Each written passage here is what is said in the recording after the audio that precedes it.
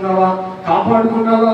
రక్షణ అనే వస్త్రాన్ని నువ్వు ఈ జీవితకాలం అంతా కొనసాగించుకుని కాపాడుకున్నావా లేదని మనం చనిపోయిన తర్వాత దేవుడు లెక్కడుగుతాడు. స్తోత్రం చెప్పండి. హల్లెలూయా. మంచి వస్త్రాలను కట్టుకునే వాళ్ళందరికీ నేను ఇచ్చే సలహా ఏంటంటే, మంచి వస్త్రాలు కట్టుకున్నావు తప్ప ఈ జీవితంలో మంచి రక్షణను కాపాడుకోలేకపోతున్నావు. కాపాడుకుంటే మంచిదే, కాపాడుకోకపోతే చాలా ప్రమాదంగా ఉంటుంది. ఆయన చేసింది ఏంటో తెలుసా? ధనవంతుడు మరొకటి ఏం చేస్తున్నాడు తెలుసా? ఓదారంగా వస్త్రాలు ధరించుకుని అతనంట ప్రతిదినము సుఖపడిపోతున్నాడంట. ఏమండి ఏం చేస్తున్నాడు? ప్రతిదినము సుఖపడుతున్నాడు.